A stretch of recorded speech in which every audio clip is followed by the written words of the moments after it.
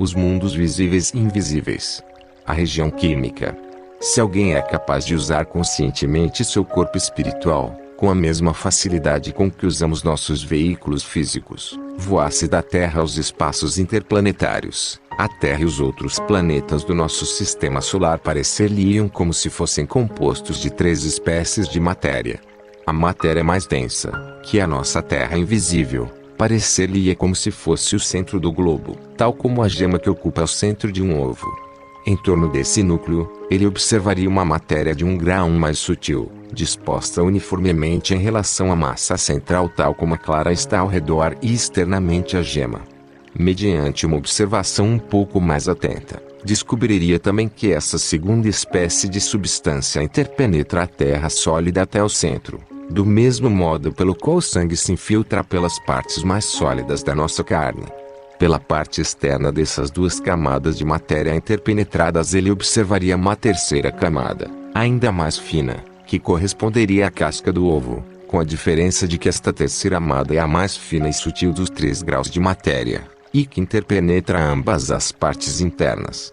Como foi dito previamente, a massa central, vista espiritualmente, é o nosso mundo físico invisível, composto de sólidos, líquidos e gases. Tudo isso constitui a Terra, sua atmosfera e também o éter, do qual a ciência física fala hipoteticamente, dizendo que interpenetra as substâncias atômicas dos elementos químicos. A segunda camada de matéria é chamada de mundo do desejo, e a parte exterior conhecemos com o nome de mundo do pensamento. Uma pequena reflexão esclarecer-nos ao assunto, mostrando que é necessária essa constituição para podermos explicar os fatos da vida como nos os vemos.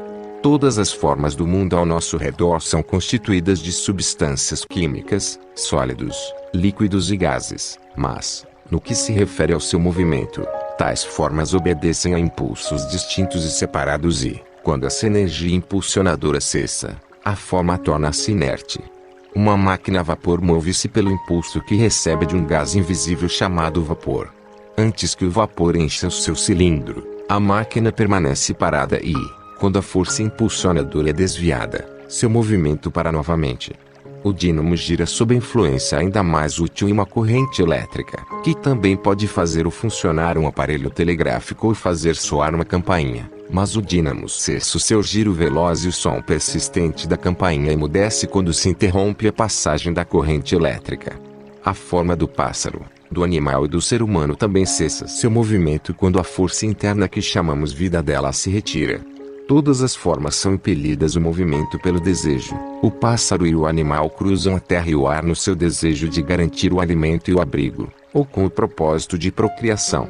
O homem também se move por desejos semelhantes, mas tem, além disso, outros incentivos mais elevados que o impulsionam a esforçar-se. Entre eles está o desejo de se movimentar com maior rapidez, o que o levou a construir a máquina a vapor e outros inventos que se movem em obediência ao seu desejo.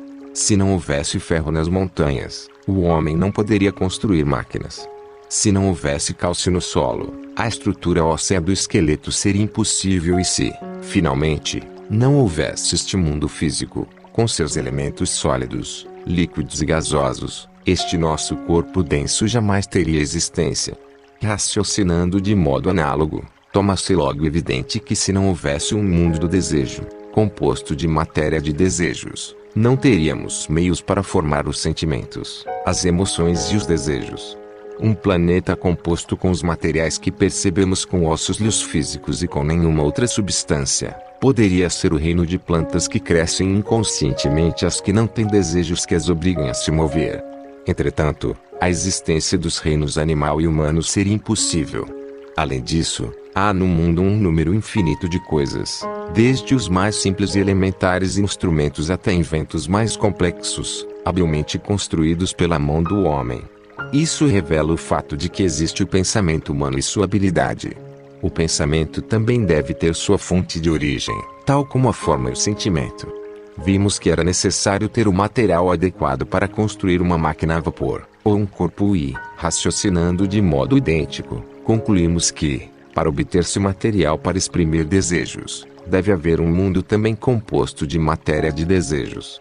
Levando o nosso argumento a uma conclusão lógica, Sustentamos também que, a menos que um mundo do pensamento forneça um reservatório de matéria mental do qual possamos tirá-la, seria impossível para nós pensar e inventar as coisas que vemos, mesmo sob a forma mais primitiva de civilização. Assim, pois, será claro que a divisão de um planeta em mundos não está baseada numa especulação metafísica caprichosa, mas é uma necessidade lógica na economia da natureza. Portanto, deve ser levado em conta por todo aquele que queira estudar e e compreender a natureza interna das coisas. Quando vemos um carro movido a eletricidade movimentar-se pelas nossas ruas, esse movimento não é suficientemente explicado dizendo-se que o motor é acionado por eletricidade de tantos amperes e tantos volts. Esses nomes servem apenas para aumentar a nossa confusão, até que estudemos cuidadosamente a ciência da eletricidade. Então, veremos que o mistério se aprofunda ainda mais porque, enquanto o carro movido a eletricidade pertence ao mundo da forma inerte e perceptível à nossa visão, a corrente elétrica que o movimenta pertence ao reino da força, o invisível mundo do desejo, e o pensamento que o inventou e que o dirige vem de um mundo ainda mais sutil chamado mundo do pensamento, que é o lar do espírito humano, o ego. Pode ponto mediano se objetar que esta linha de argumentação torna complexo um assunto simples, mas um pouco de reflexão logo nos mostrará o engano dessa objeção. Qualquer ciência vista superficialmente parece excessivamente simples. Anatomicamente, podemos dividir o corpo em carne e osso. Quimicamente, podemos fazer a divisão em sólidos, líquidos e gases, mas, para dominar completamente a ciência da anatomia, é necessário despender muitos anos em estudos, com dedicação, e aprender a conhecer todos os pequenos nervos, os ligamentos que unem as articulações entre as diversas partes da estrutura óssea, estudar as diversas espécies de tecidos e sua disposição no nosso sistema, de formam os ossos, os músculos, as glândulas, etc., cujo conjunto conhecemos como corpo humano. Para compreender bem a ciência da química, devemos estudar a valência do átomo, que determina o poder de combinação dos vários elementos, juntamente com suas outras características, tais como peso atômico, densidade, etc. Constantemente, apresentam-se novas maravilhas ao químico mais experiente, e compreende de modo mais amplo a vastidão da ciência de sua escolha. O advogado recém-diplomado julga saber mais e ser capaz de dar opinião sobre os casos mais complexos, melhor do que os juízes do Supremo Tribunal, que empregam muitas horas, meses e até anos, deliberando seriamente sobre as decisões. Mas aqueles que, sem terem estudado, creem que compreendem e que são capazes de discorrer sobre a mais profunda de todas as ciências, que é a ciência da vida e do ser, cometem um grande erro. Depois de anos de pacientes estudos, de uma vida santa aplicada à investigação mais profunda, muitas vezes um homem fica perplexo diante da imensidade do assunto que estuda. Ele descobre que esse assunto é tão enorme, em ambas as direções, no extenso e no limitado, que desafia a descrição e que a linguagem humana não tem palavras para exprimir o que vê.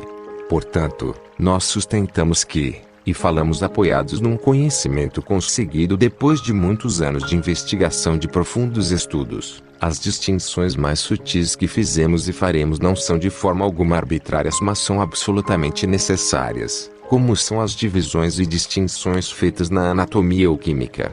No mundo físico, nenhuma forma tem sentimento no verdadeiro sentido da palavra. E a vida que nela mora quem sente, como veremos pelo fato de um corpo que responde ao mais leve contacto quando está imbuído de vida não mostrar sensação alguma, mesmo que seja cortado em pedaços, depois que a vida o abandonou. Foram feitas demonstrações pelos homens de ciência, particularmente pelo professor Bose, de Calcutá, para mostrar que há sensação nos tecidos de um animal morto, é até mesmo no estanho e em outros metais, mas nós sustentamos que os diagramas que parecem demonstrar seus argumentos, na realidade provam somente uma resposta aos impactos, semelhante ao pulo de uma bola de borracha, e que não devem ser confundidas essas reações com sentimentos, tais como amor, ódio, simpatia e aversão. Goethe também dá-nos em sua novela O Alleruandschaft afinidades eletivas, belíssimas ilustrações de como parece que os átomos se amam e odeiam, pelo fato de alguns elementos se combinarem facilmente, enquanto outros se recusam a misturar-se, fenômeno produzido pelos diferentes graus e velocidade que vibram os diversos elementos e uma desigual inclinação dos seus eixos. Somente onde a vida sensível pode haver sentimento, de prazer ou de dor, de tristeza ou de alegria.